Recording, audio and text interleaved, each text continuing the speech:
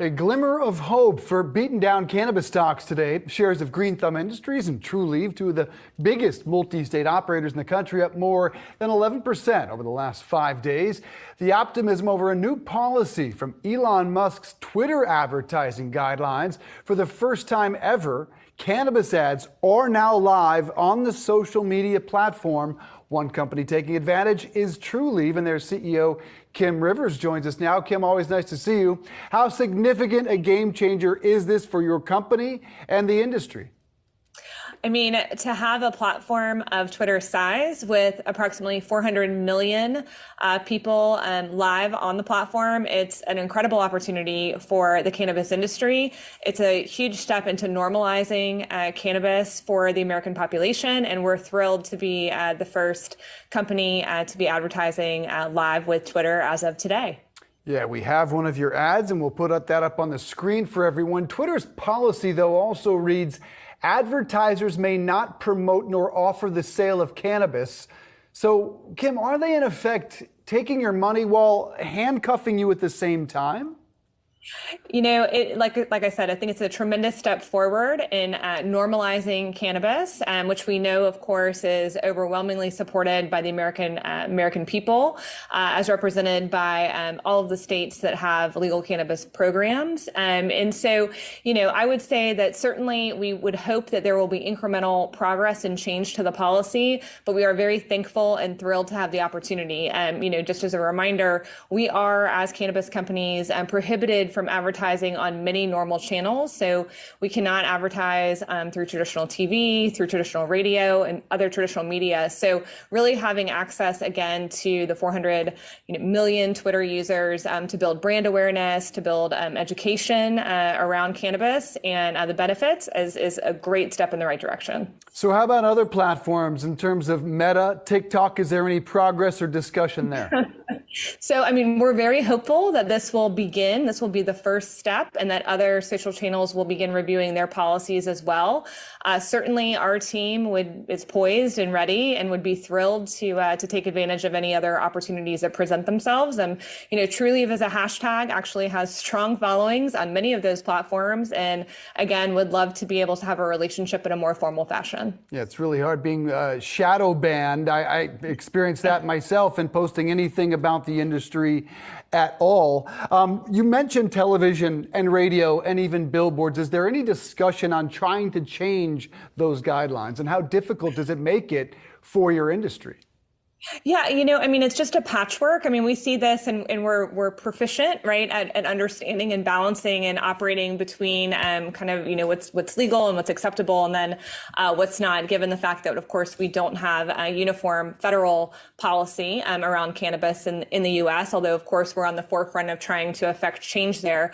Because those traditional channels are regulated through the federal government, that's obviously difficult for them to change those policies and processes without changes, again, at the federal level. That being said, listen, I mean, the American consumer, we all consume media in lots of different ways today, right? It's not just traditional methods. And so I do think there's going to come a time when other channels, such as Twitter, like we're talking about, other social channels, certainly there's availability for streaming services, et cetera, that don't necessarily have those same restrictions. So I think you're going to see the industry continue to evolve and continue to get creative and to meet people where they're at. And you know, I think that unfortunately, if folks don't change policies, they potentially risk getting left behind.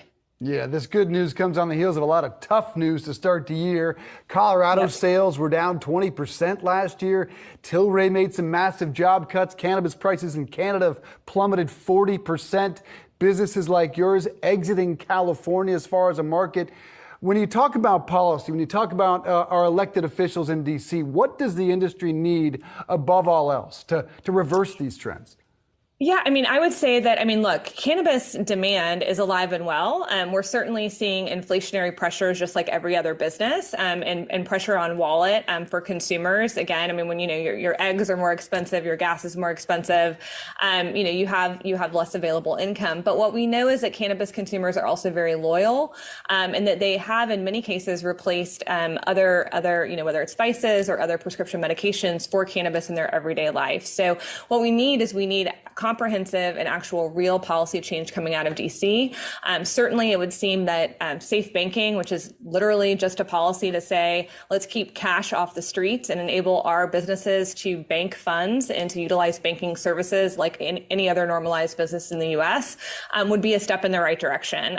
We're optimistic that President Biden, in kicking off his review of scheduling, could have some real significant and positive impact for the industry as we look at whether or not it makes sense for cannabis to continue to be classified in the same category as heroin and other hardcore illegal substances. So, I think that there is positive change to come, but listen, we need for Congress to step up, to really take action that is not just lip service when it's election time, but actual real policy and substantive reform. In the meantime, it's Elon Musk here with some good news for the industry. Trulieve right. CEO Kim Rivers, good to see you. Thanks so much. Hey, thank you so much. Welcome. We're live. Mike Crawford, Young Jerks. Hey, it's such good news for the cannabis industry on the same week that they're talking about how they're going to advertise with Elon Musk with Twitter. They laid off a bunch of employees. They didn't mention that on Yahoo News. We're going to mention it tonight because we have a great show. This has been a while in the making. We kind of expected this might happen eventually, and it did. And we're happy to bring the show to you tonight. We have 3 employees. This is the first time for us. We've had a lot of employees from Trulieve on the show and different cannabis companies on the show over the last months, but this is the first time that we're going to have 3 Trulieve Florida employees. Usually they're from Massachusetts or even, other states that we've covered, New York, New Jersey, Connecticut. Tonight, it's Trulieve Florida. And specifically, we're going to be getting into the customer service. They had a customer service hub in Clearwater, Florida.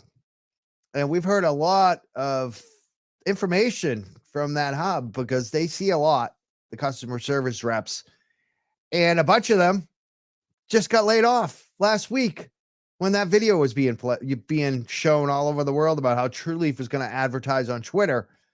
So tonight, we're going to bring up these Trulieve Florida employees. Some of them have already shared some great information with us. We're going to share it with you. We're going to let them tell their stories tonight. Let's just bring them all up right now. I'm calling them the Florida Trulieve whistleblowers. We have Megan, Kelly, hi, Mike. and Hello. Alex. What's up? Who wants to start first? Hello to you all. How's it going, Mike? It's great to be here, and thanks so much for having us on. Yeah, I'm really excited to be here for sure. Unreal. I'm excited to be here too. Me too. I'm very excited for this. I'm so excited. Yeah. It looks like the viewers are too. We're already getting comments and a lot of listeners. So I guess we'll just start with each of you kind of explaining who you are, what you want to, and kind of what you want to talk about tonight, because there's so many angles on this Trulieve story, starting with Lorna McMurray in Massachusetts, but just what you guys have been seeing, which is totally different than what, probably we normally cover, but it's still truly just awfulness from what I'm hearing. So let's start with the ladies. I'm going to start with Megan first. Megan, tell us about who you are and what you kind of want to talk about tonight. Hi. So I also worked in the call center for almost 6 months. But what I really kind of want to be here to give my perspective on is I started out in the store from the very bottom. I started as a consultant in August of 2020, and I worked all the way up. When I got my last promotion in store, I was ready to have a store within 6 months and become a GM and do, that whole 9 yards. And within, say, 2 to 3 months, I didn't want that anymore. So I'd kind of love to chime in and, I know Alex and Kelly are going to have a lot of great perspective from the call center, and I can kind of clarify things from the store side as well, because one of the things that I'm sure that they'll agree with is that we are all completely separate entities. There is almost no communication between any of the departments whatsoever. And if there is communication, it's because you've networked and made a friend or a colleague out of that person. So it's very funny to hear the different perspectives from each place, because truly we have no idea what's going on elsewhere. I'm glad you brought that up, Megan, because we have a friend. I don't know if I should call him a friend. I give him a lot of shit, but I'm trying to be friendly to him now because I don't think he's a bad guy, but I've given him a lot of crap about his podcast, his interview with Kim, and she spoke. Yeah, the dime. Yeah. And she spoke quite a bit about the spoken hub. When you hear spoken hub and you're telling us that they don't communicate, what do you think about spoken hub, Megan? It's absurd. I mean, it's completely just a fallacy that they create out to the public, just like pretty much everything is, to be completely honest. They drive such a false image of themselves in every way, shape, and form. I mean, there's so many things that I could bring up, and it's just, it truly is. Like, most of what you're seeing that they're posting, you should really take with, the grain of salt, because it is just corporate BS that they're trying to put out to bring this image upon themselves, which they successfully do. I think one of the things I talked about with you is that people outside of who are patients, anybody who is a non-patient, the idea in the state of Florida that they have of Trulieve is that it is the best company to work for in the cannabis industry. And that is just absolutely not the truth. It's crazy because in Massachusetts, that's not the case at this point. But No. Florida, I hear that a lot, actually. I've heard other people say that exactly. They've done Megan. a lot to preserve that image. And I think a lot of it comes from the fact that they were the first sale, All right, let's go to Kelly. Kelly, tell us about yourself and kind of what you want to talk about tonight, discuss. Okay. Well, I was a trainer. I was hired as a phone representative in April of 2020 for $10.50 an hour. And I moved up to a team lead and then finally a trainer. And I loved my job, absolutely loved it. The manager who was managing the call center when I worked there, he was very good guy. It was fun working for him then. He was let go. They brought in a new regime. And I could tell right from the beginning that these people were here to make our lives miserable and either downsize or completely close the call center. They had no transparency for anything they were doing. With the original manager, it was a total open door policy. You could walk into his office at any time and talk about anything, and he would sit and listen to you. These new people didn't want to listen to anything. You had to say it was, okay, this is the new way. If you don't like it, you can resign. You couldn't ask questions. You couldn't do anything. And I was part of the group that got laid off. We got invited to Teams meetings between 8 and 12 agents at a time. We enter the meeting and they start with, hello, as of right now, you're laid off. You'll be losing your accesses to system shortly once we complete this call. We couldn't ask questions. Hold your questions. We'll call you each individually and go over your severance package, which was essentially 2 weeks of pay. And you had to sign an NDA. So obviously I didn't sign that. So it was just handled terribly. Now it seems like to withhold severance for a non-disclosure agreement, from what I've seen, seems illegal. Did they? I've seen too. If you didn't sign the NDA, Kelly, Correct. Did they say they're withholding your severance? Are you getting the severance? Oh, I haven't responded to anything about the severance package yet. I guess Are I you get talking longer. to any employment lawyers or anything like that? I did speak to a lawyer, and she said that since it was done within the limits of the WARN Act, there was really nothing we could do. Barely, probably. Right. If, there's no way of knowing because they don't specify on the numbers. They're not transparent about these ever. You'll see a whole list of cannabis MSOs, conducting layoffs, and they at least give you a figure most of the time. It's like, Right. It's really just like, nope, stay away. You're prying into our business. I mean, really, it's. I think a lot of the time that they do this, it's been definitely on a smaller scale, and it has been easier to keep quiet. But I think that this time, I mean, where they did it was absolutely the worst place to do that, because I will tell you, I mean, like I said, I only worked in the call center for a very short period of time, but we saw everything, especially with the team that I was working on. I mean, I saw the absolute worst of the worst of the worst of what was happening, you know? And you should not get rid of the people who see through everything, because I've been waiting, not necessarily waiting for this to happen or waiting to blow their spot up or anything, but I've definitely wanted to come out there and let people know that they are not the cannabis messiah. They are not here to save us and bring recreational to Florida or bring home grow to Florida. All they're doing by piling money into these causes is putting money into their pocket in the future. You really have to look at where they're at in the game. What do they have to lose and what do they have to gain? And right now, they have everything to gain, and they do have a lot to lose, but I feel like there's just been, maybe we're all just not really wanting to ruin something that I truly do believe we help people. We care about these patients. I have sat in my bedroom and cried over patients that I have lost. I have been to funerals and celebrations of life. I have made genuine connections with people that will probably last a very long time. And that's truly what upsets me about all of this, is that all of that gets clouded by all of the terrible things that they do to us as employees, the people who do care and who are on the ground really trying to help people, you know? We're going to get much more into some of the things that you saw. I mean, I'm excited to share about some of the info I know about that you guys have, that you've seen, and maybe even hear some new things. But before we do that, let's get to Alex. Alex, tell us about yourself and kind of what you want to talk about tonight too. Megan, that was really well said, by the way. You too, Kelly. Thank you. So, yes. Agreed 100%.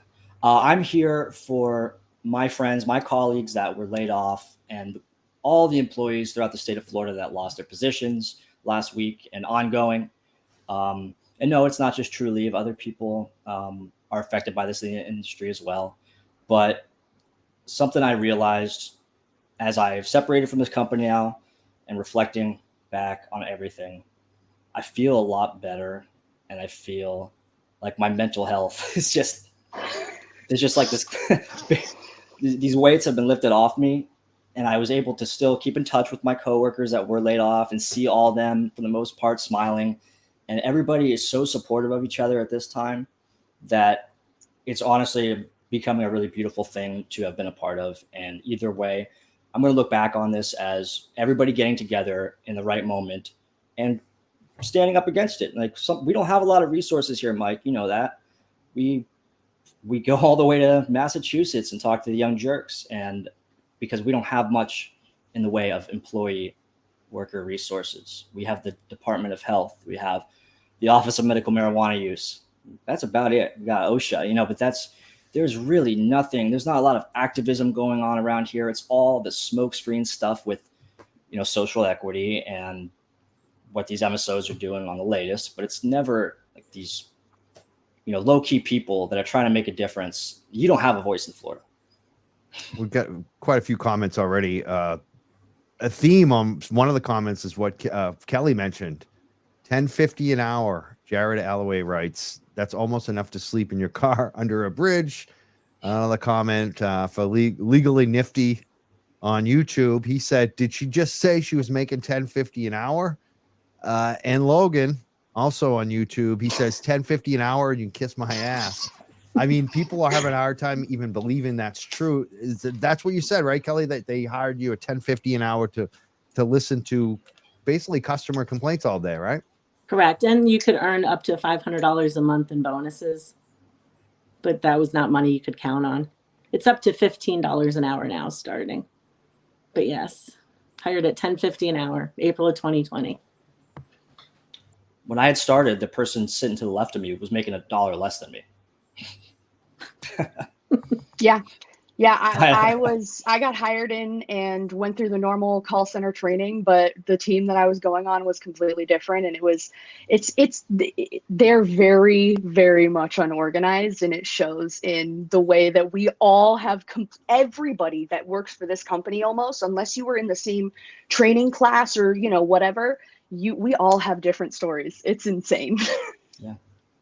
We also got some listener questions. Logan Latona asked, are they going to talk about the mold in their supply? I think so. I mean, let's ask. I mean, did you see that customer complain a lot about mold, about mildew? I saw it in person. I mean, um, because of their return policy in store, I know it's a lot different now from what I've heard, but when I was there in 2020, 2021, literally one of the policies that they kept pushing and pushing was just say yes. So we basically had to exchange or return anything, no matter what it was. Empty containers did not matter. So people would bring things in a lot, and one of the frequent complaints was definitely mold and mildew, and I have seen it. The mold you'll see on the actual buds themselves, but I've seen literal straight up mildew on the inside of an eighth container growing around the plastic. So, Any Kelly, or you want to you have in comment, or Alex? There's definitely been some instances in the past where they were, they had to deal with that kind of issue, as did a move. There's dispensaries in the area. Me personally, I don't remember too many calls specifically dealing with that. A lot of complaints about the products, no doubt. Mold, I'm always looking out for that because I have asthma. I can't be around mold, But have I seen it? Absolutely. That stuff is not good for long in those little containers. That's so I don't trust these big MSOs. I don't trust Trulieve, and they've given us every reason not to. I think everybody who's been employed there long enough has brought to the company's attention the ongoing issues. They don't want to hear it. They don't exactly promote a open communication environment in the workplace. You're taught to shut up and not ask questions, and you might get ahead if you do. Or, you can do that and never get anywhere because they just decide, you've been there too long and you've seen too much, and we'd rather have somebody who can't do the job as good as you, basically. They don't care enough about their operations to keep people that are valuable, because a lot of really good people have left that building and left this company because it's not a compatible fit. And that's what it is for us. Like the three of us, we are not compatible with Trulieve, and not at this point. I had a great time working there for my first 4 months. And then they started targeting us, and they changed up the policies on us. They ripped away all our benefits. They were trying to make it as miserable of a place to work at, until one day they just decided, well, let's just go and fire everybody and leave a few remaining, and then, have them hang around for however long until another class of people come in. Doesn't sit well with me at all. And that's exactly why I'm talking about it right now, because it disturbed me. It upset me. If this was just a matter of layoffs, that's all it would be. But it's not. They go further than that. They can't conduct these things in a productive manner anyway. And they're doing it all the time. It's not just the yearly annual layoffs. They're like multiple times a year they're doing this. And then every year they're cutting people's hours during the holidays. This is not like something that's new at all, but it's something that we should be paying attention to and bringing to light, because they're on way too high of a pedestal as it is. Awesome. I want to thank you, all three of you, for being on the show tonight. I want to thank everyone who's listening right now. We're the Young Jerks. If you haven't, definitely like, subscribe, follow us wherever you're listening, on YouTube, Facebook, etc. We're also on iTunes. I would love you to subscribe and follow everything that we're doing. If you want all of our content, iTunes is probably your best bet. We put everything out over there. We have a lot of news too that I'm going to get to later on the show. We also have a phone number. So if anyone wants to call in tonight, we got an open line right now. If you're a troll, you can call in. If you want to give me a hard time, you're welcome to do so.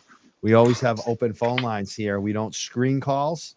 So we don't know who's calling. It could be Kim. Maybe Kim will call in. I doubt it.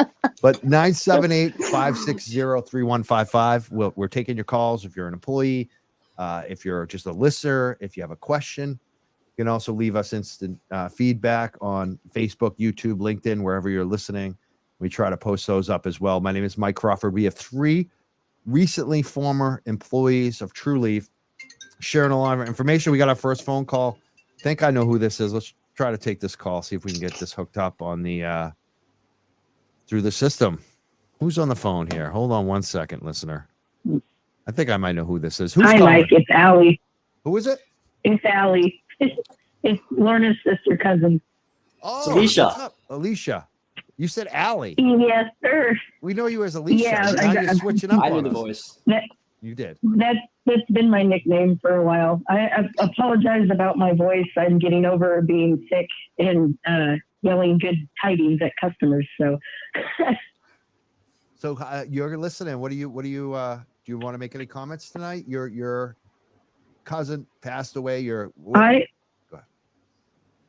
wanted to say thank you to all 3 of you for doing what you're doing and actually speaking up about what you guys went through with this horrible company. It has been hell for my auntie that still lives back there. It has been hell for the family after dealing with losing Lorna. It still bugs me that I just turned 28 this past December, and she's still at the 27. I can't thank you guys enough for what you're doing about speaking out and shedding some more light on what this horrible company continues to do to their employees in multiple states. And I mean, like, I know that Trulieve is in Nevada, and they aren't much different from what I've been told. I just can't thank you guys enough. You guys are doing so wonderful. I do apologize about you guys losing your jobs, but I feel like this is a bigger step in the right direction for all of you. And I can't thank you enough. Thank you so much for calling in tonight on your work break. Thank you, Alicia. Allie. Alicia, that's so nice. Or Allie. We'll call you Of course. Allie That now. was so sweet. Yeah, just call me Allie. I literally got the permission to come to my lunch, and I was like, I got a podcast to do at 4:00. They're like, go for it. So I was like, I love this job, and I want that for everybody. I want people to be able to go to their jobs and feel comfortable and have what I am experiencing now, which is fantastic. I love my customers. I love my supervisors. I love everything about this job. And I only work at Rite Aid, so I'm just a cashier, but it's fantastic. I want everybody to have this experience and feel as the way that I do, not feel afraid like my cousin had to, or you guys had to. So I can't thank you guys enough once again. I'm going to continue to say that over and over again because it matters. You guys are making a difference. Every time you speak out about something, every time you shed light on something, you guys are doing what the world needs to see more of. So I can't thank you enough. And I'm going to get back to my lunch and continue to listen to you guys talk. Keep up the good work.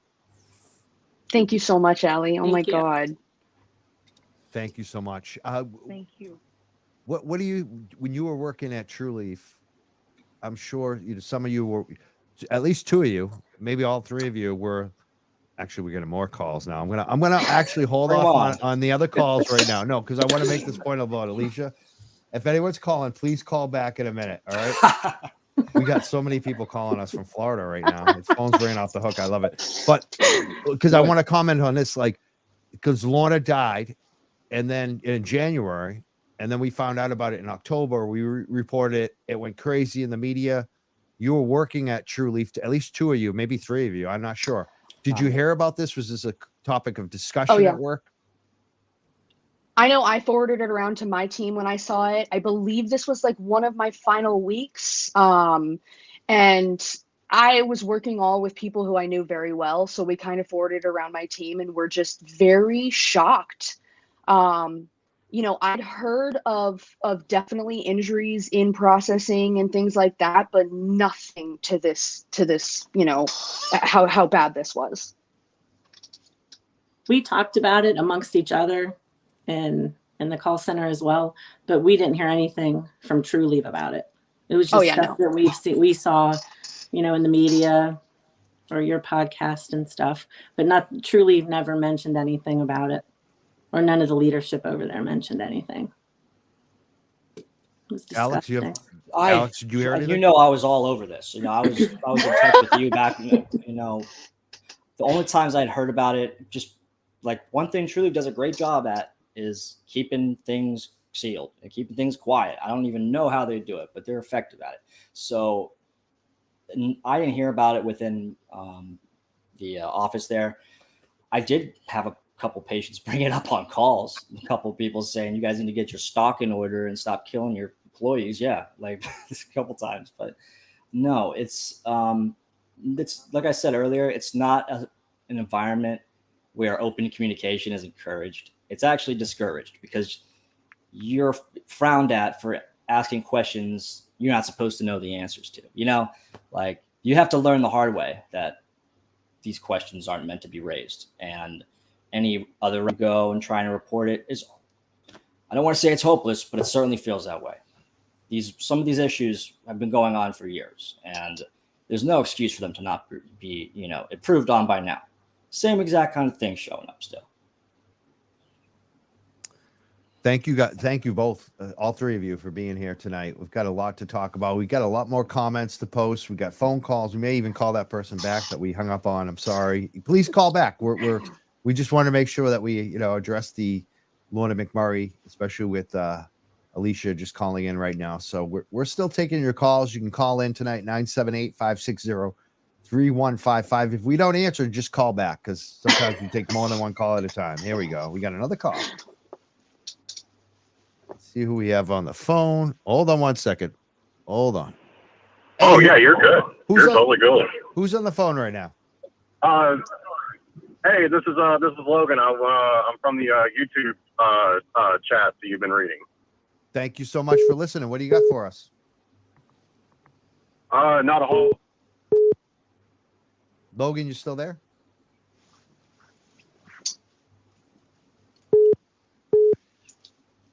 I think we lost him. Let's try this other call. We've got a lot of calls coming in. Who's on the phone right now? Hey, Mike. My name is Jessica Pozo. I am also an ex-employee from Trulieve. Awesome. Thank you for calling. Do you have comments or questions or commentary right now? I mean, I know I was messaging in like the live feed for Facebook, but basically I just wanted to also kind of reiterate with being let go. I know me and Kelly were scheduled the same day for the meeting, but she was working from home and I was actually temporarily in office. And how it went down was completely like disgusting. So that's all I was wanting to kind of bring up and reiterate with, you know, their stories as far as what happened and what their experiences were.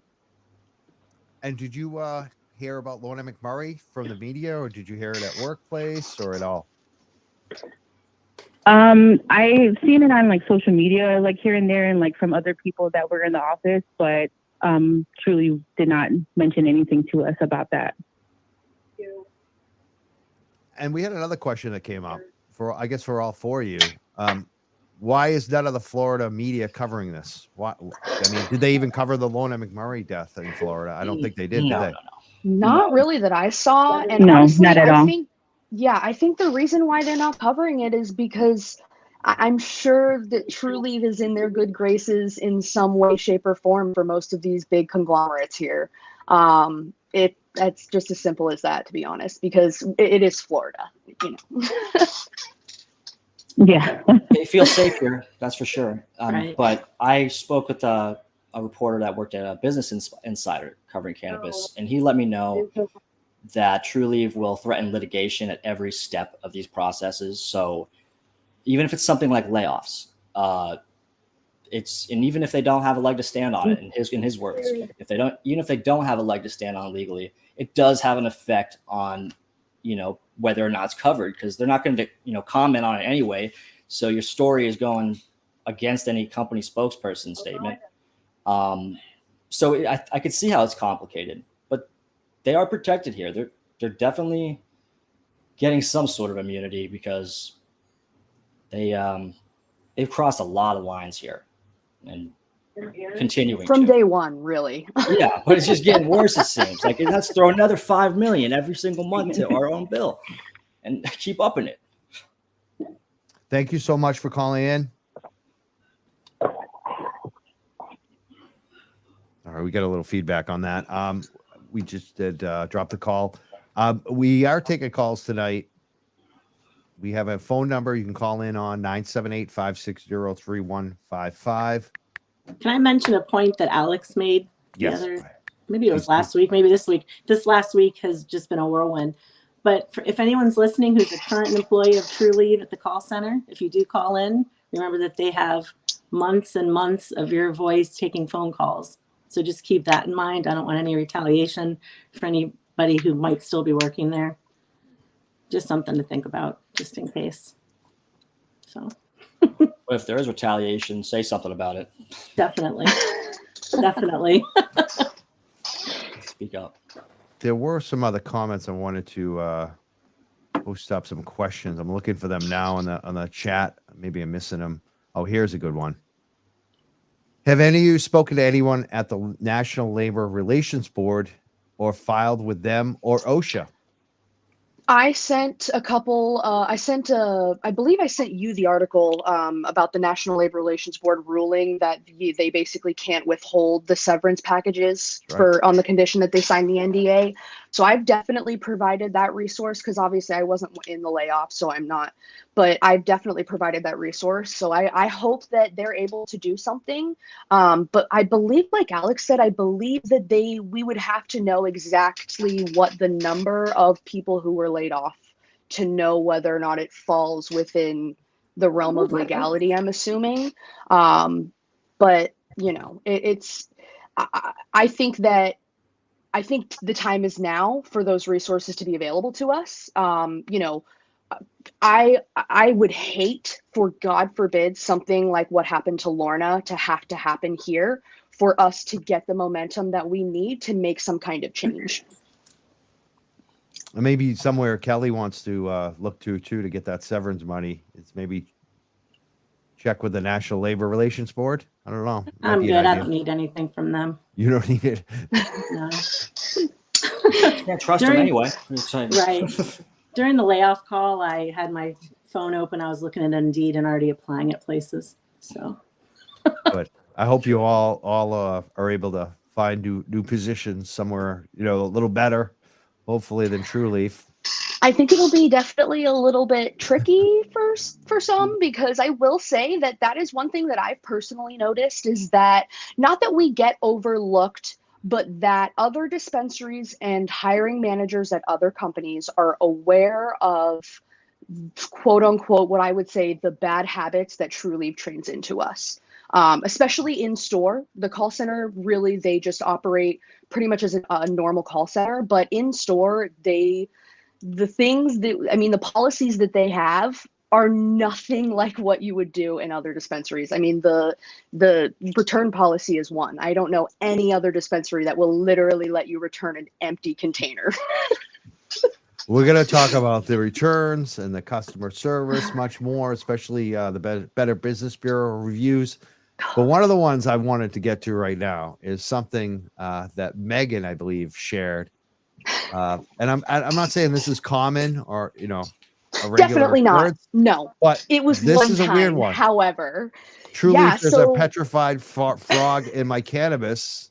Did that happen? What's going on? Oh yeah.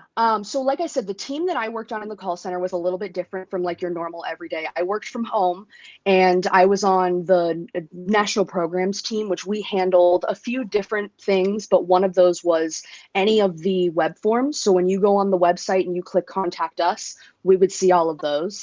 And one day I was sitting in web forms and I opened something up and it just so happened to be from the store that I came from. So I looked at it, saw the photo. It literally was, I mean, you know, you're not from Florida. I don't know if it's from anywhere else, but in Florida, when you're walking down, you know, a neighborhood street, you will just see like these dead frogs flattened on the ground, and they're like literally like laminated.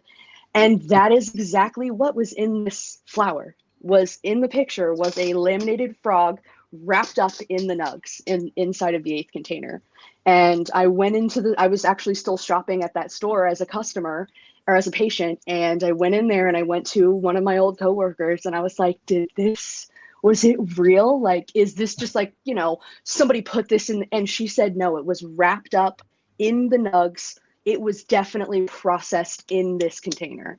It was, like I said, it's not something we saw very often by any means, but just the simple fact that can make it through processing is a little bit absurd, And what was the response to that customer? How did you know how to handle that? I did not actually handle it. It was one of my coworkers that was handling it. What I'm going to go ahead and assume to you is that they went in store and got a full store credit refund for it. And I'm probably going to guess 30% off of 1 or 2 of their orders and move past. What if you were like, I don't want do. cannabis from this location anymore because there was a frog in it? Would they give you Happens all money the time. back? Literally do anything you can to convince them that they don't want their money back, because it's almost impossible most of the time. Yeah, it's wild. That's wild. I have concerns about their automated facility, allegedly.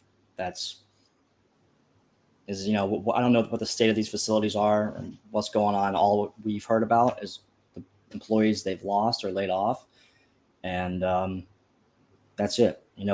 They keep such a tight lid on things that you're left with a lot of questions, and you feel like, you're close to getting it figured out sometimes. But I know it's real life, but it acts like a work of fiction. It's so bizarre. And every time you're working around them in that building, you're in the Twilight Zone.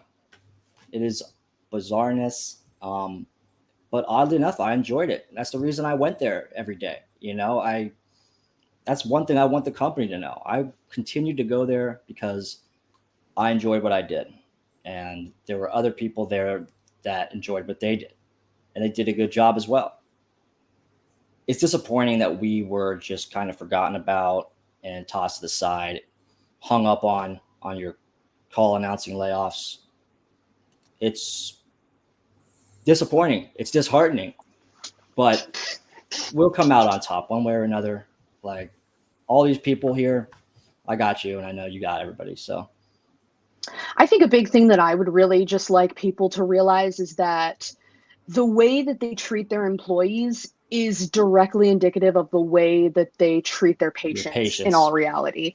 I mean, we were there for patients, especially, even on the phone, there would be people that I would talk to sometimes twice a week to help them make deliveries, do orders, because the issues everywhere in every single sector of this company, the issues are so abundant that you do have people that never learn how to place an online order because the interface is so difficult for them to figure out. We're in a retirement state, there's people who, Aventura, if anybody has gotten deliveries from Aventura that's listening, you'll know what we're talking about. It is an absolute mess getting deliveries from this company. It blew my mind every single day that they place orders, they have manifests, but they don't show up. They're not giving their correct windows. There's no phone on the driver in the car for some reason for some of them. It's just it's what is going to be the issue today. It's like playing a game, exactly. No, and that's spread to a lot more locations too in the last few months because they don't have staffing. No. They're either laying everybody off or not paying. A lot of agents at the call center didn't get their bonuses for months on end. They expect this money to pay their bills, and oh, I'm sorry, for some reason it wasn't processed. You'll have it the next check. And then the next check, it's the same run around, it's deducted from their check. So now there are 2 bonuses. I It don't know was if either of you remember obscene. when they switched over to being like we were all paid under Trulieve as opposed to George Hackney. Mhm. That is when the biggest walkout happened in the processing center, and I believe that was kind of one of their like reality checks in terms of like, oh, we might have to automate some of this, because in processing I've had a couple friends that came from there, and I mean they were hiring college students at what I think 10.50 an hour, what they hired Kelly at, and it's grueling work. And one day nobody was told. It was the day we were supposed to get paid, and 8 a.m. rolls around, nobody gets their check. 10 a.m. rolls around, nobody has their check. People are posting on Facebook in different groups, contacting their friends. None of us got paid. I don't think I got paid till like 6 or 7 p.m. But I know processing, literally most of them refused to work that day and completely walked out. A lot of them quit. And it's funny because every other paycheck after that, I was waiting for that to happen That's again. awesome. Yeah, I love that. They More of gave that. us the $50 Not knowing bonus when you're going to get to paid. make up for it. Literally They gave us every time I'd be $50. like, oh, I'm just not getting my paycheck this week. Let's talk about what we had broached for a second. There is the most common Trulieve customer complaints, because you're hearing complaints about the deliveries, about the online orders. I know I'm here. I think on the Better Business Bureaus, there's a lot of bait and switch.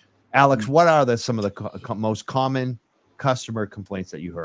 Big three: THC percentages not reflecting what's on the site. That's already well known at this point. Deliveries never arriving. No communication from the company. No direct line to reach a store or a manager or anybody of importance. So really, the system that's so confusing, it's almost like it's confusing by design. Like it seems to be working out well for them if they're not fixing the problems 3 years later. The same one's still popping up on a Better Business Bureau. Like, these are all things that, shouldn't be that difficult for them to figure out. With the spot they've had at the top for as long as they have, there's very little excuses for them not to be the most productive and forward MSO 10 times over. Yeah, I'd say wait they just times didn't was want a it. big one too. Wait times was definitely a huge complaint, What, and that explain that. What does wait times mean for people who aren't familiar with that? so when you come into Trulieve, it looks like a doctor's office. There's like an initial waiting room, and you walk up to the desk, you give them your card, and they check you in. And I would say very quickly after COVID, was roaring, and they were trying to get people in and out the door because they had a new way of bringing people into the dispensary because of COVID. So I'd say like beginning of 2021, they started giving us to where we could have maybe 2 to 3 consultants on registers taking people at a time. And especially this is at the time where they're doing every Thursday was Ground Thursday. So they release a quarter of ground flower for $25. And in the morning, I would come in, and at 9 a.m., I'd have 15 people standing in the parking lot waiting at the front door so that they can come and pick up their orders.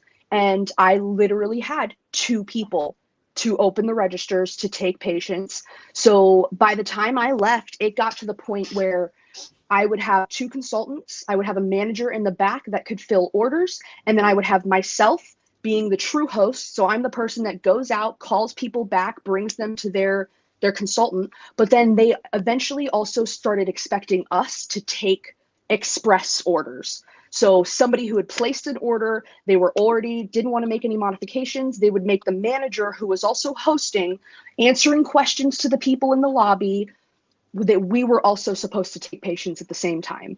So And what kind of wait times were people having? Oh God. I mean, the longest I would say at my store was probably an hour 30. And that's full waiting in the lobby or waiting in your car time. And don't get me Happens wrong, every that's day. on holidays a lot of the time, but there are stores where it happens every single day. Literally, I mean, Miami Gardens is probably a huge one. I'd say Orlando Millennia is another big one.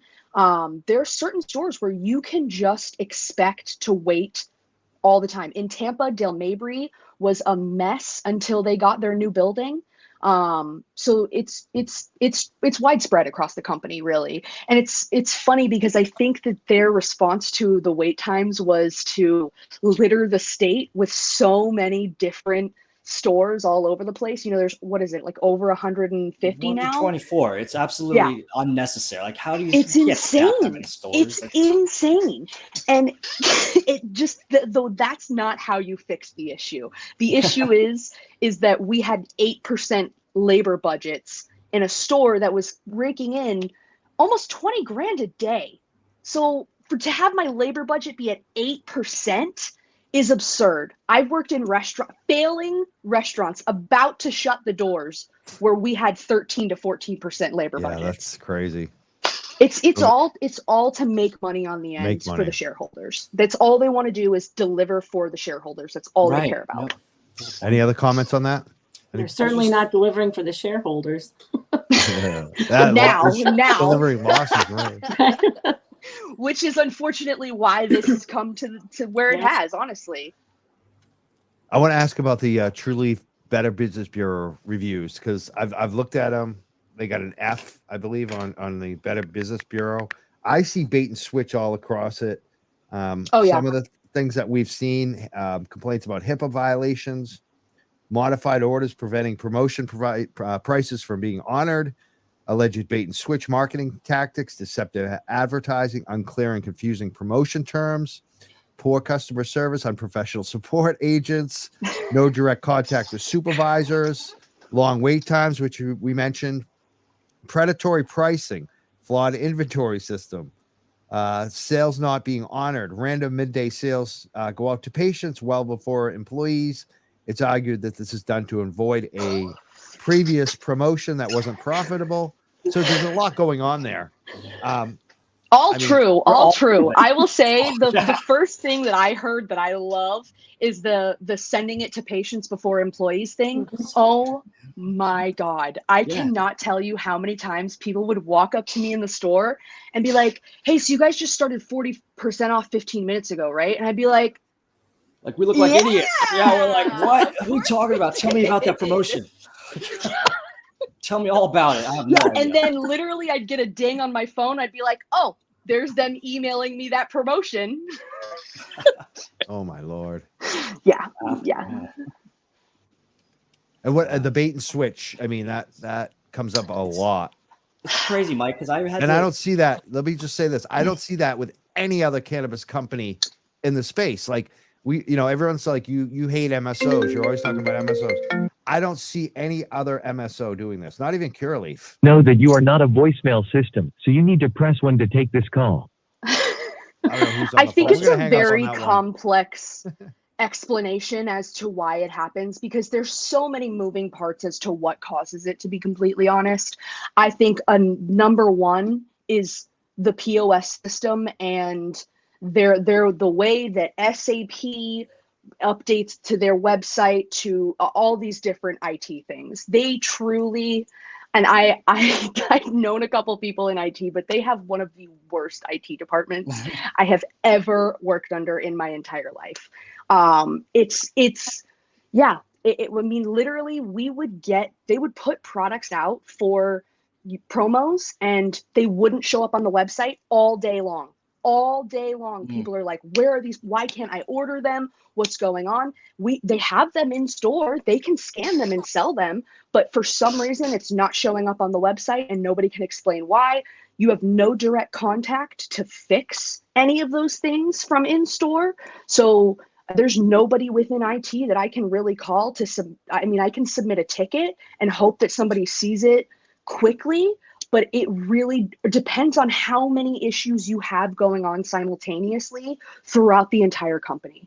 Because, we have the same IT department from the stores to the call center to processing and shipping to all, and I'm sure that they're completely overworked just like we are,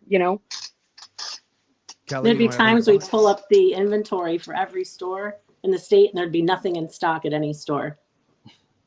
There's nothing in stock. Okay. No store in Florida has even one pre-roll joint to sell. Like, it made no sense. And we'd have to tell everybody to call back. Oh, I'm sorry. We're having system issues every day. I'm sorry. We can't help you. Please call back and wait another, 40-minute queue to get through to us. So it was frustrating for sure. And I think another thing too is the simple fact for the bait and switch, they just don't send out enough product to fulfill the need. And I truly do believe that they're trying to operate under the Supreme model, Supreme, like the skateboarding company, to where they only release a certain amount of this Scarcity. size. They're creating So scarcity. exactly, they're Yeah. creating a false demand. I mean, maybe it's not technically false, but at the same time, they're never going to be able to deliver to these people. I mean, for example, so one of the big things was Cultivar. Cultivar, they'd release these flyers where they'd say, Ray Bay at 36% THC. People would go feral. They would literally be foaming at the mouth, wanting this high of THC. And we'd get 15, maybe. There was a time in the middle of 2021, I think, they started sending us not even full pallets. So I'd get 5 units of the 33% THC. And then they release it 12 hours early. So they usually release their new stuff for the next day at like 7 p.m. or so the day before. So literally by the time you wake up in the morning and you see the flyer, it's gone. It's the ticket mask. It's like ticket mask Oh, yeah. master of cannabis. Absolutely. I mean, it's like that whole scam. And meanwhile, so people come in the store looking for that stuff. It's not there, and then they buy something for 15% that they didn't want, right? I mean, that's how it works. Or you're told to offer them something more expensive. I mean, that was a lot of the time in our case. The store that I worked in was in a very low income area. We were not making what they wanted us to make at all. Our AOT, which was average of transaction, was like $113. And most people were walking in there, slapping $30 down on the table and saying, what can you give to me for this? They just didn't have the money to spare. So when their solution to us only getting like 30 units of ground, for example, their solution to that would be, well, sell them this $33 eighth in place of the $25 quarter. And offer them 10% off. Yeah. Assaulting, yeah. No, Yeah, and you cannot stack more than 30% because even though you're a veteran and you have SNAP, You don't qualify. Yeah. Any other comments on the bait and switch kind of I tactics? just can't believe. It's beyond me the fact that they've been able to get away with not having a live inventory for years. I mean, I'm talking. I think I heard somewhere every 3 hours, if that's true. I mean, the fact that it's not a live inventory is very. They've tried many times in store. When I was there, they tried with no this is going to happen and here's the dates that it's going to happen. Here's what we're going to test it on. One day I would go into the lobby and we'd have TVs behind the desk. And I actually have a picture of it. There'd just be a menu there. And I literally would have to take pictures of the menu from the TV and go in the back and be like, oh God, please, God, let us have these things that are on this menu. Because if we don't, I do not want to deal with the rest of today. Unbelievable. And no email, no, hey, this is who you contact to get things changed if it's wrong. There's no support. You're literally blind in the dark all the time. It's unbelievable. It's insane. I go to Maine. I got a caregiver up there, small little business. He's come on the show recently. Their inventory is live. Like he has live inventory all the time, updated. If a small shop with like 5 employees can do that, like how can't a major corp like Trulieve do that? They're already trying to run like retail. Might as well. Unbelievable. Well, and I'll say it's as simple of a fact as they really don't. In a lot of these departments, the heads of them are not chosen very meticulously. They come to them, they crawl from other places that, didn't want them, or they weren't fitting in, or they just couldn't get what they want. And so I will say one of the biggest things that I think causes this is the fact that their inventory fix system and department is constantly a mess. And they cannot get things in order. I mean, we had people that we could reach out to fix certain things. So when I would accept shipments and, I'd have or I'd have an entire table full of things and no manifest for it or whatever.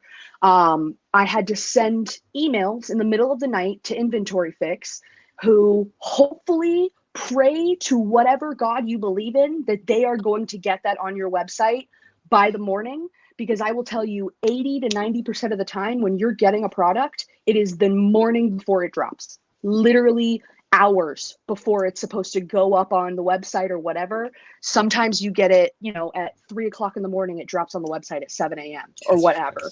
So, and certain times I get the thing that's on the flyer and it does not scan into my system whatsoever. And I'm emailing somebody who doesn't get in until 9 a.m. to fix it. So the website's already live. Stores are already open at 9 a.m. What am I supposed to do? I can't even sell it to walk-in patients if it's not scanning. And we just have to tell people, I can't do anything. I have it here. I can't sell it. We keep it a secret that we had it because we're sitting ducks. There has been multiple times where I've had people physically try to attack me for Trulieve's, downfall or what they've BS, not provided to them. their lack of basically. management. It's insane. And I mean, on Christmas Eve one year, we were told that we could close early, like the day before. And so I'm going to close and lock the doors early. Somebody runs up trying to get in the door. It's already past the time. I work in a dangerous area. We had no security, no armed security at all anymore. And so I was locking the door and this woman literally spit in my face. And that's the way that certain people react to these complaints and these things that the company has wrong, especially with the bait and switch thing. That was probably one of the more dangerous things for people in store because people felt so very strongly about the fact that they felt they were getting scammed. And to be honest, they are. Yeah, absolutely. It's like, and I can't. And these are patients. Let's keep this in mind too. This isn't adult use. This is 100% medical patients in Florida. Oh yeah. And these are people that are relying on this medicine at a certain price. They budget. A lot of them are poor. Right. A lot of them don't have jobs, or they're relying on $700 a month from Social Security or Medicare or whatever, or a settlement, whatever it is, or they're living with a relative because they're sick. These people are not rich. So when you budget, even myself, like I'm a working class customer too, like a working class patient, I budget. When I expect a pre-order and order something, I expect it to be there. I put money down. It's an agreement, and they don't deliver. I understand why patients get upset. It's got to be a scary situation to be in. I also want to talk about is there anything else you guys want to add to that kind of conversation? Well, in 2020, we had a patient show up at the call center trying to beat the door down. And how did that end up? Did they get arrested, or did anyone get hurt? Didn't end up well. I was not at work that day, but the agent who this guy was showing up to confront, I guess, she quit shortly after because that's a terrifying situation. What if this person was outside eating lunch or something? So he was definitely taken away. And then even maybe last year we had somebody show up, I guess. He fixed something in the call center and he claimed that the check bounced and he was there to get his money. And the police had to be called out and they kept that very hush hush too. They just told us, don't leave the building. Don't leave the building. Were you there that day, Alex? Maybe not. No, but yeah, they told us don't leave the building. It was about 5:30. And this guy just kept circling the office saying he was going to get his money or somebody was going to get hurt. So finally they took him away. And then they told the manager that, you don't have no trespassing signs on here. So we couldn't arrest him. We just had to escort him away. That happened to us so much. And this is after they took away our armed security. And I'm 5'8", 130 pounds. I cannot protect myself from, we had homeless people in our parking lot that would follow patients to their cars, follow employees to their cars. It was it was such a very scary time, especially because they did it right around the holidays for us. So I worked directly next to a liquor store. So the liquor store has a DJ in their parking lot blasting music, allowing people to loiter and drink in the parking lot while there's a dispensary right next door with people walking out with hundreds of dollars of cannabis in their bags sometimes. I had like older, bigger male employees walk people out to their cars when the unarmed security guard didn't really feel protecting enough, because that's another thing is they'd hire people my size to be security. Not good. Megan, can you clarify? I think they had security in every store. Like oh yeah, a couple of years they ago. had armed security for 24 hours at every single store in 2020 when I began, and they slowly started to take it away. Eventually, at first it was always overnight, and then when we started to do overnights to accept shipments, they took it for like the first few months we had a security guard, but then they took it away eventually because they were like, oh, there's 2 people in the store. We don't need to pay for the security all night. So then, and also at the time, there was security on the shipments. There is no longer. So then it became, there was 2 people at night by themselves. There was armed security during the day until they would close the doors until the store would close. And then I want to say in November of 2021, I was at the store one day and the security company walked in and they were like, hey, we're here to do the look at the location for the new contract. And the first thing I asked them is I was like, what is your policy with, are you armed or whatever? Because we had issues where the guards before were not stopping people with weapons from coming in. So I'd literally be checking somebody out and I see a gun on his hip. Oh my god. And it's a little freaky to me. I'm sorry. Oh, There's yeah. sometimes maybe hundreds of thousands of dollars worth of product in this store. And I'm just little old me. I'm letting them take it. That's scary. I would definitely let them take it. It's just the fact that they took it away. What are we supposed to do? Not to mention, Clearwater was robbed on, I think, 4/20, wasn't it? In 2020 or something, like 2019. You can literally go find the YouTube videos of them breaking into the Clearwater store and stealing a bunch of stuff out of their inventory. At 4:20 a.m. it happened. Yeah. That's right. Yeah.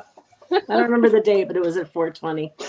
I thought it was 4:20, but it might not have been. We also had heard about Trulieve's treatment of workers during hurricanes and tornadoes being horrible, and that people weren't being paid, and people were risking their lives. Let's start with Alex. Alex, what do you have on that? Yeah, so I remember that pretty well.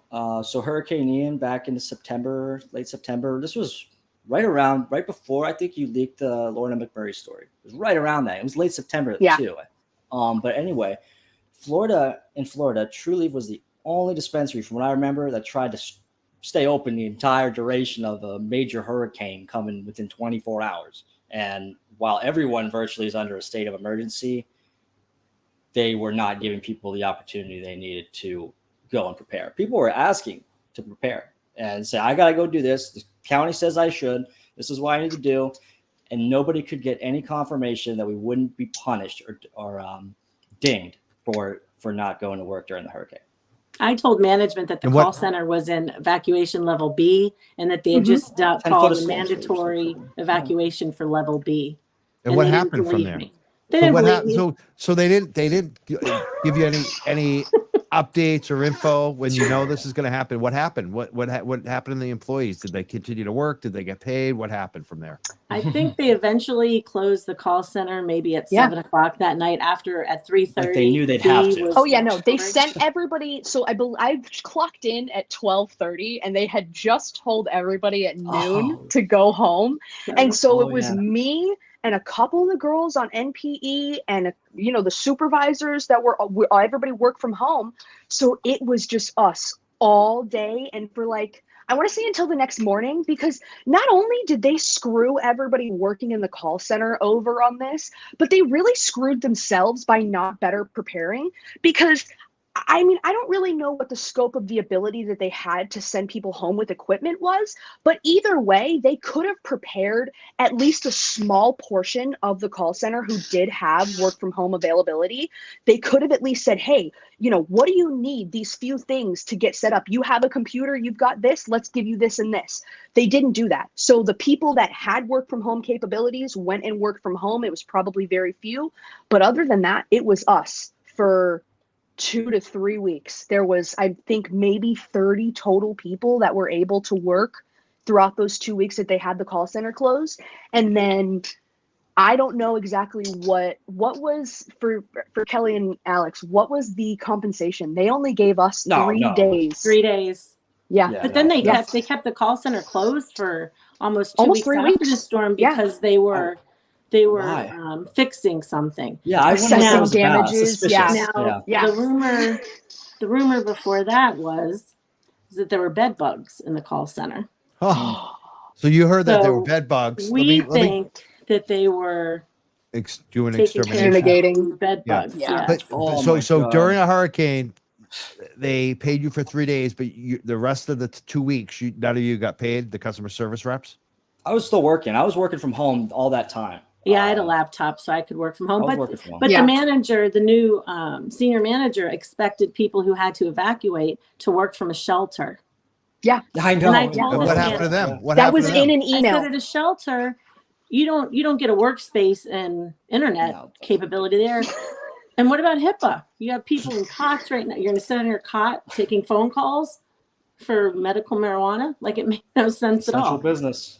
And what Right. happened to those folks? Like, let's say that they went to a shelter for a couple weeks.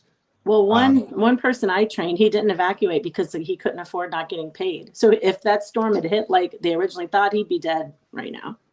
So people were risking their lives to keep their job, basically. Yes, because Yeah, they were and I afraid think- about getting written up because they didn't say if you had to miss, it would be excused. No, We'll not at deal all. with that. We'll No. deal with that when everybody's back to work. They will not give you any confirmation, any reassurance. Right. No. Yeah, and there With was no anything, real nothing about it. timeline of when the call center was going to be back open.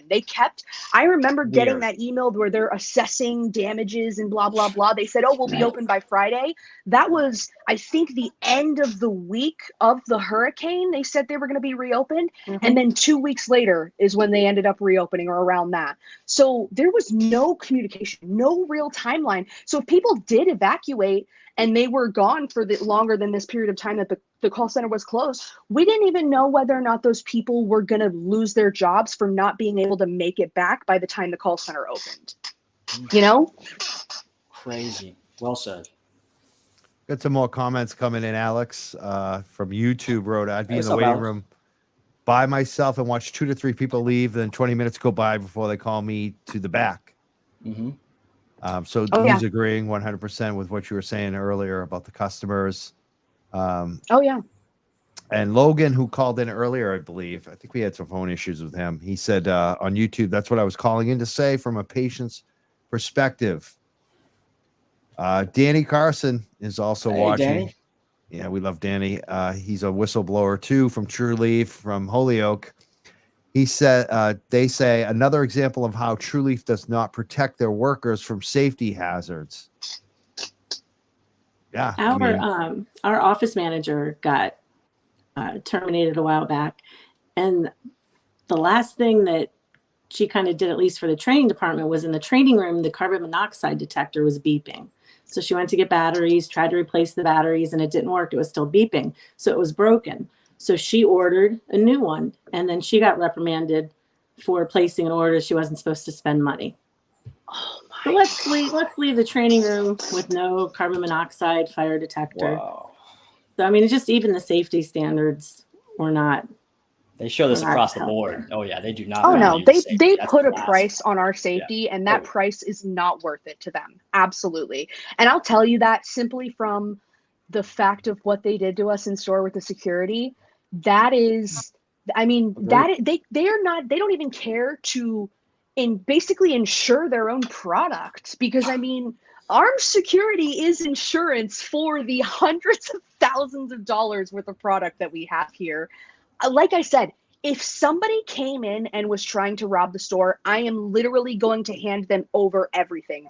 I'm not going to lose my life or risk a patient's life or my employees' lives for that matter for them to make $1, because that's really what it is. They are probably saving so much money by not having to pay people more money to have their concealed carry license, to have a gun, whatever it is, So they're literally putting a dime or putting $1 on our heads, and it's not worth it to protect us. Thank you, Megan. Logan has a question. He says, are there any dispensaries you do trust in Florida? It's very Alex hard says to no. say. No, you probably It's very wouldn't. No. hard to say. I've found a few that I personally like going to, but whether or not they treat their employees great is the big question.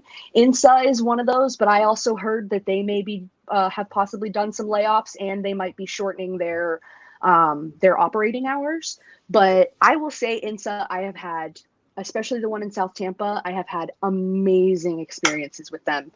And Sanctuary as well. However, I've heard they're not as great to work for either. I've seen OSHA reports, OSHA complaints filed against both of those companies. I know. We don't have very much to pick from. And I mean, people really want to have faith in Jungle Boys, and so do I. So I'm hoping that's going to be a very good addition to the industry here. Jungle Boys has opened up in Ocala and Orlando now, and I believe they're opening in Palm Harbor like next week or something. Were they the ones that didn't want women to trim and stuff? Have you heard about that? Oh God! Yeah, I mean these companies. I think that was Jungle Boys actually. Oh my God! They were like, women deserve to be in the back. Or something. It was some weird or maybe they were only bud tenders. That's what it was. They can't. They only have to be bud. Yeah, we have to be in the break room making sandwiches. Yeah, pretty much. We're the Jungle Boys. I mean, this industry is really whacked out. We had a comment from Legally Nifty. He said, thank you for all coming out and speaking up. It's literally the only way we're going to pivot the shit show industry in the right direction. I 100% agree. That's a good comment from YouTube. Thank you, Legally Nifty. I hope you continue to listen, like, and share the video too. I really appreciate all the new listeners tonight. I know he's a first, or she. I'm not sure if it's a he, she, or they. Whatever you are, we really appreciate your comment. And especially it's a first time comment. So, and I agree 100%. Like, you guys speaking out tonight is the way that we get this done. It does make a difference. A lot of people in power listen to this show. You'd be surprised. Regulators, people in elected office listen. I know because I see my LinkedIn. It's amazing to see who actually secretly listens and watches and all that. LinkedIn is something else. We have another call. Let's see who's on the line. Hi, Mike. Hi, who's this? This is Sandy, Lorna's auntie. Oh my God, we're getting the whole family today. Hi, Sandy. How are you doing today? I'm hanging in there. I'm listening to your podcast. That's why I called on the landline phone, because I'm not real savvy at that, changing from Bluetooth back and forth and all that. So I've got it set up there. I'm calling from in the other room. Awesome. We're so glad you're calling. Everyone, this is Lorna McMurray's aunt, Sandy. Yeah. Hi, Sandy. Hi. It's so nice of you all to be on there. I've been listening, and I had to call in when you finally hit on the safety. This fight for Lorna has been safety all the way. I'm not real good at all this, but I'm going to speak from my heart. All of you are lucky to be out of there that are out of there. My niece begged for respirator masks, and the company just looked at her like she was crazy. She never had asthma, couldn't breathe. Kept complaining, ended up going to the hospital once, and then the second time around, it was just too late when she collapsed at work. But back in June of 20 and 21, they even took the paper mask away that they were given at work. I guess they maybe cost too much for the company at that time too, and they were trying to put more money in their pockets. And it looks to me like Trulieve just doesn't care about anybody, any of their departments, from their, customer service departments down to the workers, to even to their customers. But yet, I'll tell you one thing, the shareholders or whoever's behind all this, they're putting a lot of money in their pockets. It's not you workers' pockets, not at all. And they don't care about anybody. And OSHA's a joke. I know people say, oh, turn to OSHA, turn to OSHA. Well, I feel about OSHA the way I do Trulieve. I have a feeling that they may be, who knows, shareholders in there.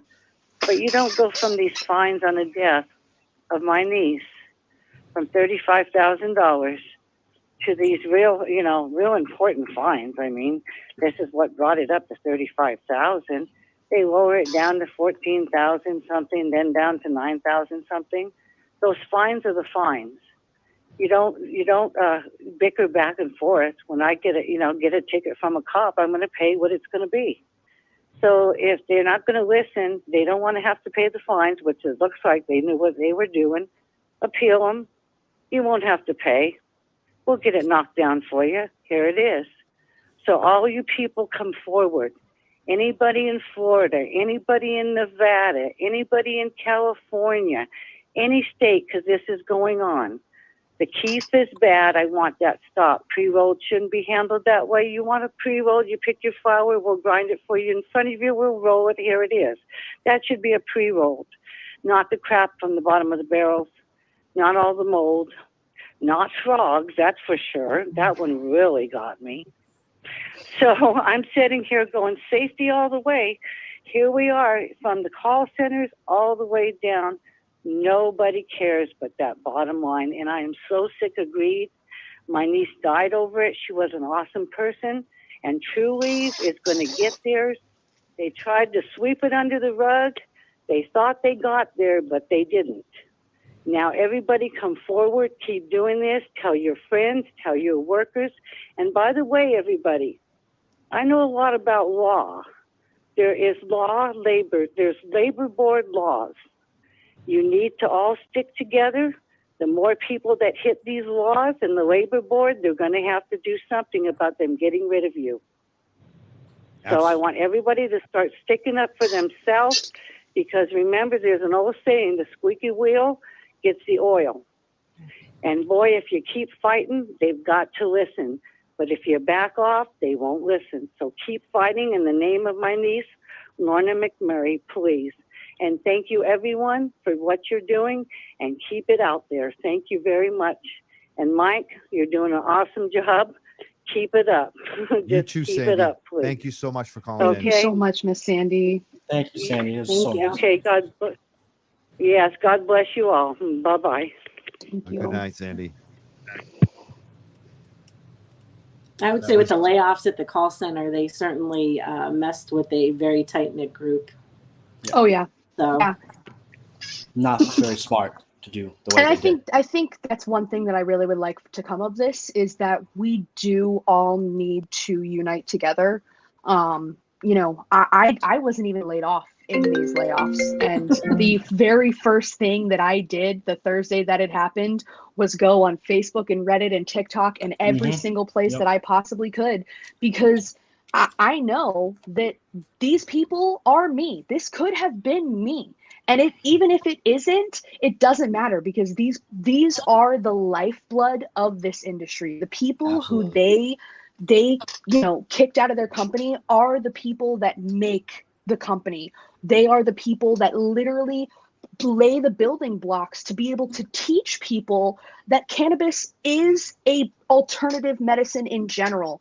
I was on a team where we talked to new patients all the time, and I cannot tell you how many people I talked to a day that had no idea, no knowledge of cannabis whatsoever, and there is no trustworthy place to gain it in the state of Florida. Doctors want your money, dispensaries want your money. The only place that I truly felt that these people had to be able to gain this information is us. It's the consultants in the stores that spend an hour and a half, 2 hours with people, showing them each and every single product, explaining what terpenes mean, explaining how you get the, because a big thing is you have to know how to shop at Trulieve to be a patient at Trulieve. If you want product, Megan, we have another phone call. Someone's waiting on the line. Who's calling in right now?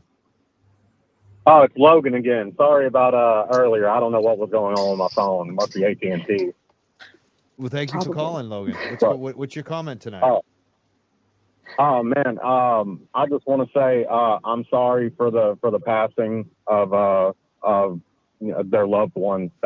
It was a horrible thing to hear about. And I'm up here in Tallahassee, so a lot of their grow operations are like not even 20 minutes away from me. I remember back in December they had a bunch of layoffs that got them with their growers in a big lawsuit up here right now, and that they're still dealing with right now to this day. And it's absolutely ridiculous. It feels almost criminal, and it feels almost like a racket at this point with going to half of the places that we have here nowadays. That's a great comment. I love that you used racket. I loved you brought up the lawsuits. I was trying to get to that. Trulieve has the most employee lawsuits in the industry. They are number one at something. It's getting sued by their workers. Oh yeah.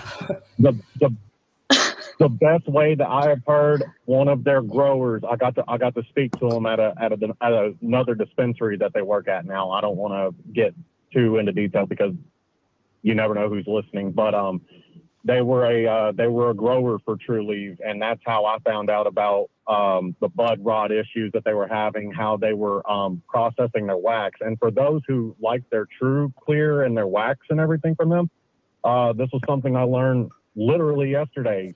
Getting wax was they press that stuff that still has mold in it, claiming that it kills the spores in it. So if anybody's listening and they have Trulieve products, they need to throw it away. I've got a few that I still need to dispose of properly because I just do not want their products anymore. Understandable. We're going to start testing too. That's another thing that's coming down the line. Is you're going to start testing these products independently. They are doing testing, but I'm going to tell you right now. No, I'm talking about independently, outside of there. Well, yeah. We're talking about third parties laying in coming bed in. with these third-party testing We're sites. talking about our third parties coming in. Yeah, I would like to see. Yeah. Scientists, that's what we're starting to work on right now. They haven't had concentrates lately, too, by the be, way. It's not, anyway. I mean, for patient safety, just because, like me personally, I'm poor. I qualify for the SNAP benefits, and with Trulieve, it feels like they give you that 10% just to make you kind of come into the door, and then it's like, yeah, you can't buy this, you can't buy that, you can't buy this. Like you can go to Grow Healthy, and they honor their SNAP benefits on everything, like literally everything. It will stack, it will do everything As you want it to should. do. But, I mean, it's bizarre, man. They're making like a mathematical equation. But they claim that they're taking a hit on their ground, and it's just terrible. It's just terrible product. I've gotten ground where it doesn't even look like it's been ran through a machine. That is definitely one thing that I That is definitely one thing that I wanted to touch on, is that the ground that they are selling for $25 is food grade, sugar leaves, trimmings. There is almost no actual plant material that has been ground up and put into that container. It's probably a sifting process is what I'm assuming, but it's crazy because when you go to literally exactly what Lou said. When you go elsewhere, it's completely different.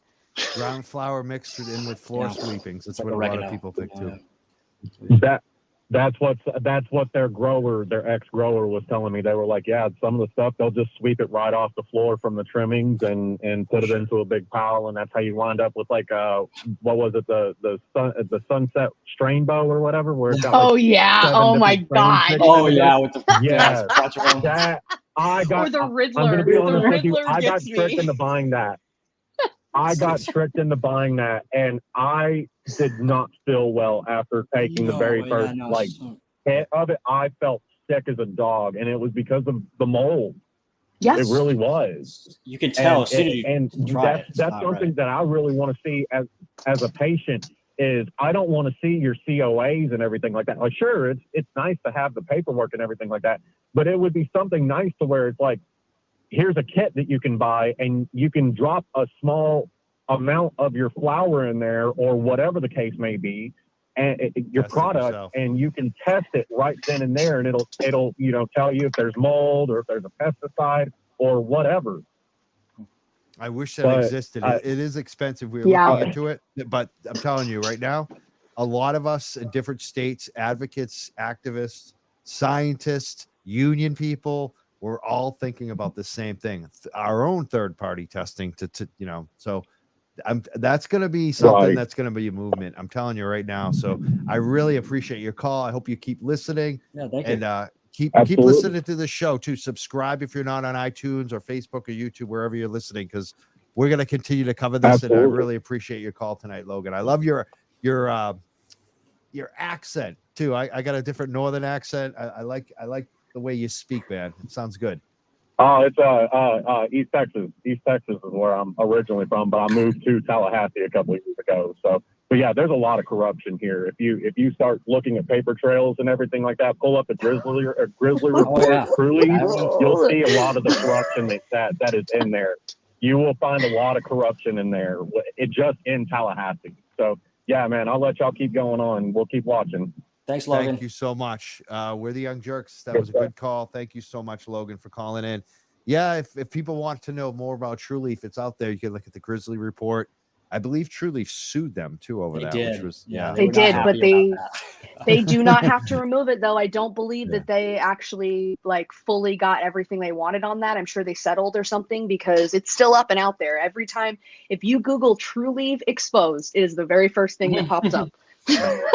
And also, where the newspaper story this week was, Tallahassee.com. They've done a phenomenal coverage of the corruption with Trulieve specifically, and Kim and her husband and the city manager there, and the federal trials, and two of the three of those names that I just mentioned, two of the three of them, I believe, went to federal jail. I know Kim's husband is in federal jail right now. So there's a lot out on this company that's been documented, but I think if you're a journalist, you guys should start digging into this like we dig into it, because there's so much here. Yeah, I can't cover it enough. I can't. No. I really I've can't. There's reached so out much. to I'm a just couple different people, and I think a lot of people don't necessarily know how much there is under the surface. In fact, one of the people that I reached out to, and he said, I don't really know if this is up my alley. I said, we're going on a podcast on Sunday night. Watch this and let me know, because I mean, this truly is, what is the difference between Trulieve doing this and Amazon doing it? In all reality, these are two of the largest conglomerates in their industries. These companies run their industries basically. So why would we not cover something going on within the cannabis industry that affects people just as much as it does, some of these larger companies, to be completely honest? Because not only are we feeling this, but I really truly would love to hear from a patient who maybe has called the call center in the past week or two. I would really love to hear what that experience is like, because I can imagine that it's a nightmare. There's reviews, fresh reviews, and yeah, you could tell. This is what they wanted, I guess. A bunch of uneducated agents. We got another good comment I want to read. This is one of the things I was referencing earlier about the testing. I don't want to throw it out there, give out too much information, but wow, this is a scientist That's right awesome. here, a local scientist I just talked to this week, and he's sharing it. So now I feel like I could share it. I don't want to give out too much of his information, but he's not the only one. There's a lot of discussion about this nationwide. And I know locally in Massachusetts, Jeff Rawson is his name. Just talked to him this week. He said testing of products off the shelf is on the way. Check out the Institute of Cannabis Science, cansci.org. It really is our own third-party testing. So he's definitely going to be doing it. He said, also, Mike, you are a journalist. Yes, you are. I don't know. I mean, I don't. Yes, you are. I guess. I mean, I don't know. I guess I am. I feel like I'm more like a podcaster. I would say so. I just let Yeah, I do report some news, but yeah. You've investigated this whole Trulieve story for months. I'm a dog walker, though. That's You're like I an walk avid- dogs for a living, and some people like to give me a hard time about it, and I enjoy it. Like, so I enjoy the dog walking. I enjoy making my money on dog walking, and I enjoy people giving me a hard time about it. So It's funny, since you told me you did that, I've been looking into it because it's awesome. I suggest I'm everyone who so wants to be happy, traumatized. go walk dogs. You'll be very happy. Yeah, As long I as you're know. good with dogs, you got to make sure you know what you're I have doing. The dogs are 3. safe. Yeah, you're good. You know what you're doing. So go enjoy dogs. You don't have to deal with people. All I do is talk to dogs all day. They love me. I love them. People, I don't know. It's different. Yeah. Jeff says, "Own it, bro." I'm owning. Okay, I'm a journalist. Sometimes I'm a very part-time journalist. I don't write anymore though. I used to consider myself more of a journalist when I was writing. I don't have time.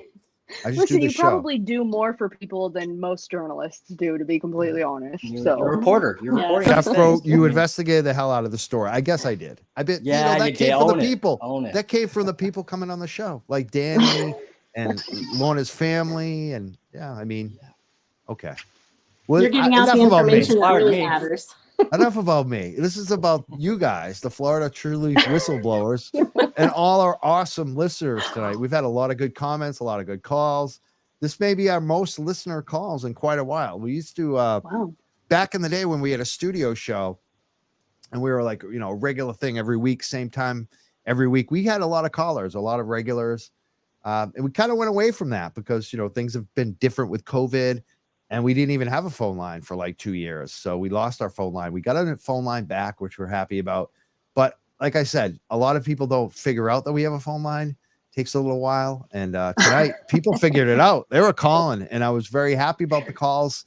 So this is your last opportunity. If you have a question, you can either make a comment on the feed or you can call in right now, 978-560-3155, I believe is the number. I haven't even memorized the phone number yet. That's how little we use it. So you guys are making me memorize it tonight. So I want to thank our listeners for calling in, 978-560-3155. You can call in right now. We're taking calls. We've been over like 90 minutes now. So, I mean, this has been action-packed. It went by quickly. Do you have any final thoughts that you want to share tonight? We'll start with, let's start at the bottom of the screen. We're going to start with Kelly. Anything final thoughts that you want to share or something that we haven't mentioned tonight or just something that you want to even just, say, well, I'm glad we talked about that. I want to repeat it, anything. Well, definitely one good thing that came from the layoffs is all these kind of alliances that have formed. So we started comparing notes and talking about things. And then it kind of made me a little bit more brave about kind of telling my experiences from working there and stuff. So that's kind of one good thing about it. I think it's disgusting that I think Trulieve doesn't care about the older medical marijuana patients if they're trying to decrease the size of the call center or get rid of it, because we help so many older patients, new patients and things that they don't care about them at all. They just want to make money. Come on, let's have rec hit Florida and then we'll make real money. Oh yeah, and then they're going to dump all those people. All those medical so patients are sad. going to be, yeah. It's interesting you That's bring what that up too, happens.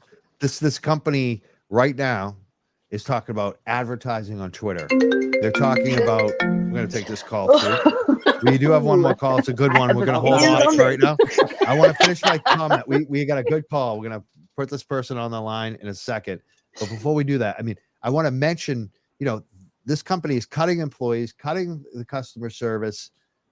They're investing right now in expanding everywhere, opening more stores in more states in Florida and other states. And they're spending a lot of money on this initiative to legalize, to really leave their medical patients behind. And it's just kind of gross that they're not focusing on what's important right now. Let's take this call, though, because this is a good call to get on the phone. I believe we have Danny on the phone, who is also a Trulieve whistleblower. Danny. What's up, Danny? Are you there? Can you hear us? Hey, yeah, I'm here. Thanks, Mike. And thanks, everybody. What you're doing is super important. Really, the only way change can happen is if you voice your concerns and seek out, change for, yourselves, change for others, because this is not just happening at Trulieve. This is bound to happen to other cannabis companies as well. And I think that if somebody, really doesn't do anything to change it, these problems are going to catastrophize. And so, you guys should really give yourselves a pat on the back for being here for yourselves and showing up for other people too.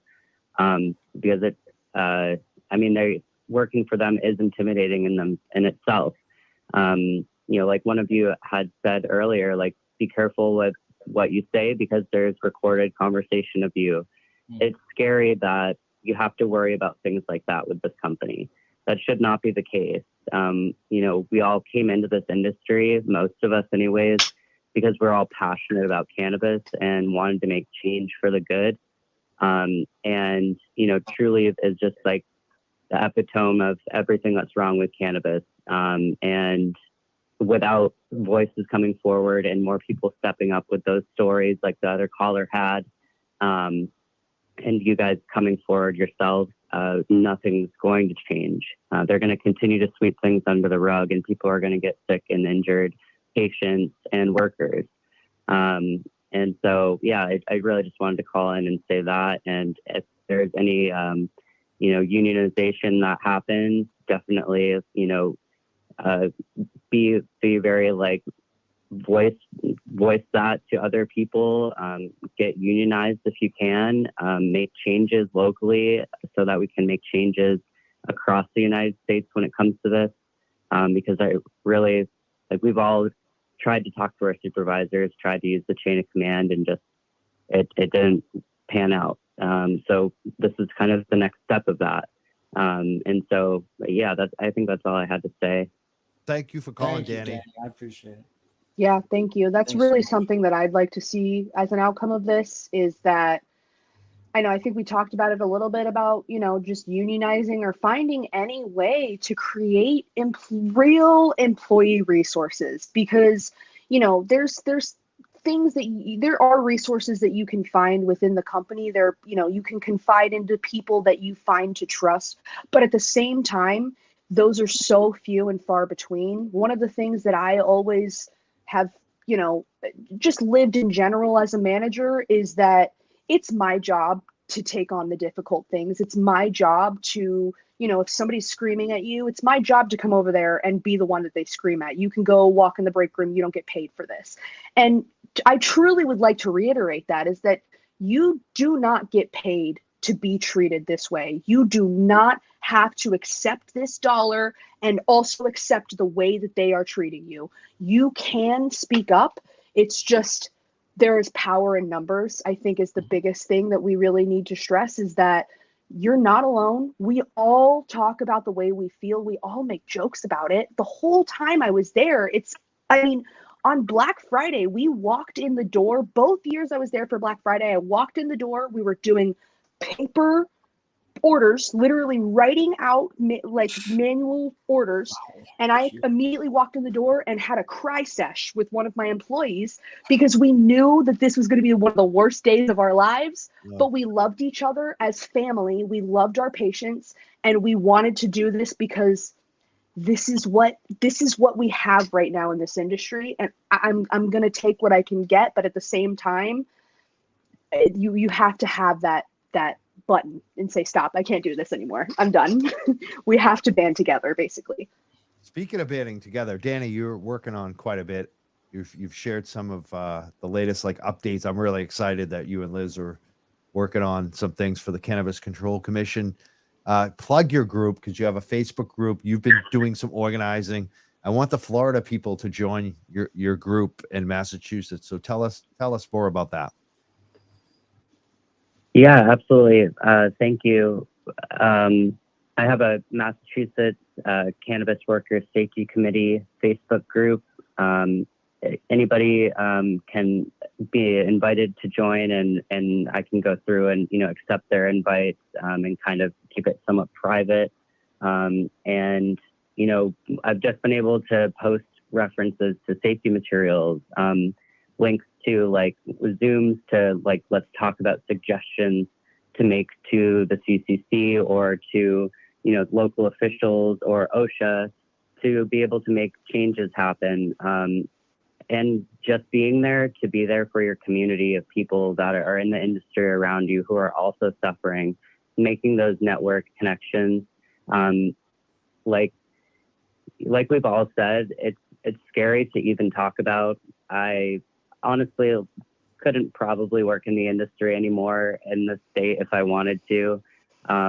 But it's worth it because you're standing up for yourselves and what you're worth. And I can guarantee you you're worth much more than you're being paid by Trulieve. You're going to find other work that's more valuable. So, I think kind of coming together in any way that you can, and supporting each other through that, and then finding suggestions and ways to make change is really the only way to make this kind of terrible situation turn into something beneficial, because there definitely is a lot of change that needs to happen in the industry. And I suggest that the Florida workers create their own group too. Agreed. You guys got to stay together. Yeah. And there's a power in numbers. There's a power in what Danny said, supporting each other. Like I feel it. Like the reason why I'm really happy about this coverage and the story is because of the support I get from the community too. Like I feel it. So I want to thank you so much for calling in, Danny, and everything that you're doing. Thank you. Thank you. Yeah, absolutely. Thank you. Thank you guys all again. It was great to see you all on here. Have a good night. Thank you so much. Thank you. We're the Young Jerks. We've had some great calls. Usually I write them down, all the names. We've had so many names that I just lost track. That's all I know right. that I'm going to thank Danny. I'm going to thank a gentleman from Florida who had the I believe it was East Texas, Logan. He was great too. You've probably had some other friends call in tonight. I want to thank everyone for calling in, everyone for listening, all the comments.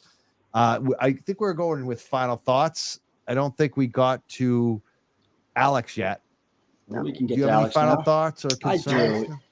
I do. The tiger. So the biggest thing that really I wanted to cover here today was just the fact that there's a lot of people in Florida in the cannabis industry that are without jobs right now.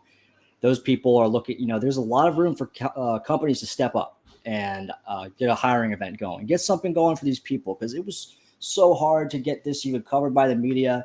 I mean, when nobody wants to cover it, even a layoff, and the company can just say, oh, that's none of your business. It's everyone's business in the state. They need to be providing employment opportunities with how many stores they have here. Should be an obligation. And if I could say one thing to the company, it'd be get your shit together. People are going to leave you and you will be left behind. You already will see it happening as long as these unconventional business practices are still a reality. So patients see it. Nothing, while we've brought new stories to light here, this is nothing that, isn't available to be found out. Like, if people know and people are learning more the longer that Trulieve is operating and putting their workers and patients last and treating them the same way, giving them the runaround. I won't stand for it. I won't work in an industry like this. I would rather go to a different state and start over somewhere else than be in this industry. If you want to know how good a state is doing with their medical program, look at how educated the patients are. Yeah, I The think employees, I think too. you'd be very happy. And the up in Maine. employees. I suggest moving to Maine. Maine is the best. Go up there. God, I've heard. They're killing it, man. Yeah. I've heard. Maine's killing It's it. crazy because when I came into the call center, Alex, I was shocked and in awe of the training program that you guys get. I was so impressed by Kelly and Jess and everybody on the training team because we didn't get that in store. I have my knowledge of cannabis from being a cannabis user since I was way too young. But I got all my knowledge from Google and Leafly, and I mean, we'd tell the consultants, go on Leafly while you're sitting waiting for patients or when you in your downtime. But that is one thing that I will say is that these people that left the call center are not lacking in cannabis knowledge. They would be perfect. They fit perfectly in this industry, most of them, to be completely honest, because they're actually provided the resources, unlike in the stores. But I mean, all these people deserve their place in this industry, Thank you so much. I guess that is it tonight. I want to thank everyone for listening, everyone for calling. And I want to thank you three, Kelly, Megan, and Alex. Thank you so much for being on the show tonight. We'll be back. I don't know when, but I want to thank our guest, especially tonight. And I do want to mention before we leave, I'm going to let the guests go. We do have some things happening, upcoming right now. And I just want to make sure people know about it. We have an event, a big event. We're not even selling tickets yet, but I just want to make sure people know about this. The Young Jerks Cannabis Workers Award, Sunday, May 7th at the Rockwell in Somerville. It's hosted by myself with Drew Weiss from UFCW 1459. Danny Carson's going to be there. Saskia Van James from Mass Recreational Consumer Council, and much more to be announced. We're going to have music from the teasers. It's going to be sponsored by UFCW 1459, Mohawk Glass, MRCC, and others to be announced. We actually have quite a few more sponsors that we haven't announced yet. We'll be announcing them very soon. I want to thank everyone who signed up for it. We're going to have music. We're going to have speakers. It's going to be a great event. I hope everyone can show up and support it. We will be announcing tickets and, being on sale and all of that good stuff later this month. But we're working on a lot, and I just want to thank everyone who has been supporting us, really enjoying what we're doing. It feels like a mission, and I'm looking forward to this event in May. 50% of all the profits from this event, if there are any, which we do expect, will be distributed to special honorees, and we're hoping to include the mother of Lorna McMurray, Laura, and offer her some proceeds as well from this event. So if you want to sponsor, if you want to support it, hit us up, let us know. If you're an employee anywhere and you want to speak out on some of the issues that we're talking about tonight, you can also reach out to us, MJC Boston #1, MJCBoston1 @yahoo.com, or you can always leave a comment on our social media, whether it's Facebook, LinkedIn, you know where we are, Twitter, all the usual places. We also have a Facebook group. If you're not, please join that group. It's the Young Jerks Facebook group. We post a lot of good commentary, a lot of good links, a lot of good info there as well. I want to thank everyone for supporting us. The Young Jerks, we'll see you real soon. We got a lot upcoming, a lot of shows. We'll see you very soon. Mike Crawford checking out. Thank you so much, everyone.